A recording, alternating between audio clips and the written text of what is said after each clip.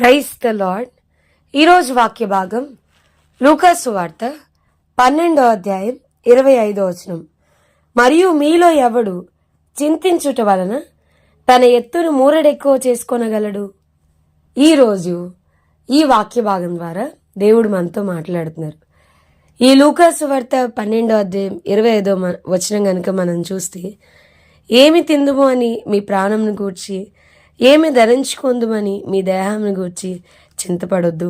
ఆహారం కంటే ప్రాణం, వస్త్రం కంటే దేహమును గొప్పవి కావా. ఆ కాకుల్ని చూడండి, అవి విత్తవు, కోయవు, వాటికి గరిస అనేది లేదు, అయినను దేవుడు వాటిని పోషిస్తూ ఉన్నాడు. మీరు చిన్న చిన్న వాటిని అన్నిటికంటే తక్కువైనవే మీ చేతి కాకపోతే తక్కిన వాటిని గురించి మీరు ఎలా చింతిస్తున్నారు అని చెప్పని, చిన్న చిన్నవి ఫిక్స్ చేయడమే మీ వల్ల కాదు అని చెప్పని. పువ్వులు ఎలా ఎదుగుతున్నాయి? అవి కష్టపడవు, వడకవు, కానీ సమస్త వైభవంతో కూడిన సొలొమోను సైతం వాటిలో ఒకదాని వల్ల అలంకరింపబడలేదు కదా. నేడు పొలంలో ఉండి రేపు పారవేయబడు అగ్ని, ఆ గడ్డి, అడవి గడ్డి దేవుడు ఎలాగ అలంకరించాడు అని అంట. ఓ యూ లిటిల్ ఫెయిత్, అల్ప విశ్వాసులారా, మీకు మరి ఎంతో నిశ్చయముగా వస్త్రములు ఇచ్చును.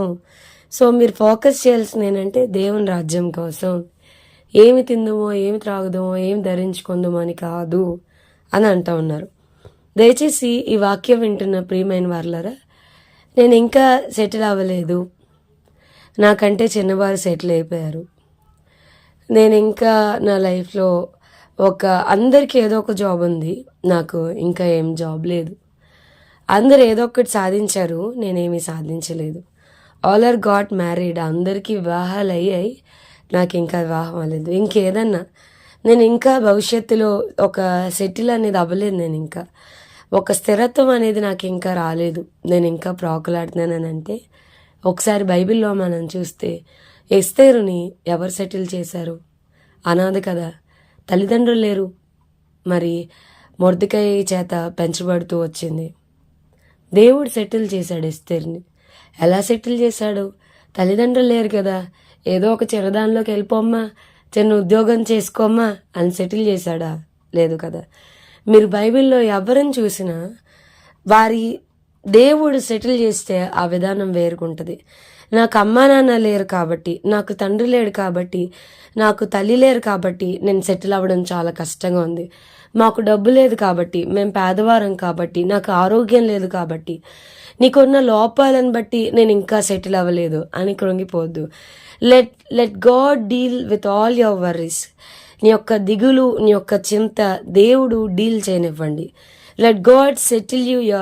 దేవుడు మిమ్మల్ని సెటిల్ చేయనివ్వండి. మీ వ్యాజ్యమును, మీ సెటిల్మెంట్ అనే థింగ్ని దేవుని చేతికి సమస్తమును సమకూడి జరిగించగలిగిన ఆయన బలమైన చేతి కిందకి మీ యొక్క సెటిల్మెంట్ని ఇవ్వండి.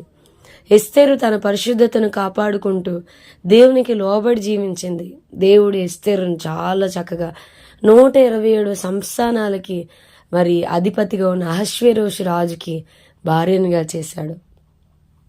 అలాగే దానియేలుని ఎట్లా సెటిల్ చేశాడు? వాళ్ళ తల్లిదండ్రులు లేరు దగ్గరలో, దేవుడు సెటిల్ చేశాడు. యూసెఫ్ వెనకాల ఎవరు లేరు, దేవుడు సెటిల్ చేశాడు. చాలా ఉన్నతంగా దేవుడు వారిని స్థిరపరుస్తూ వచ్చాడు. మన జీవితంలో కూడా దేవుని మీద ఆధారపడడం ఎలాగో, నీతిమంతుడు విశ్వాస మూలంగా జీవించును అని వాక్యం చెప్తుంది.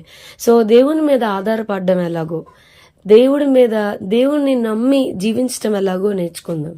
దేవుడే మనల్ని సెటిల్ చేస్తాడు, అనేకులు ఆశ్చర్యపోనంతగా. అందుకనే జెఫన్యా గ్రంథం 3వ అధ్యాయంలో ఉంది కదండి, నేను మీకు ఖ్యాతిని, మంచి పేరును తెప్పింతును.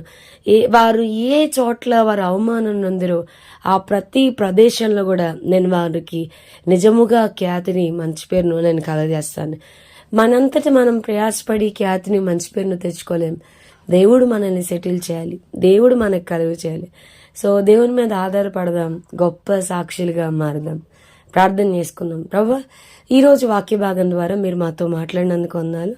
వాక్యం వెంటనే మా ప్రియులైన వారిని అందరినీ దీవించమని యేసు నామమున అడిగి వేడుకొంచున్నాం తండ్రి. ఆమేన్.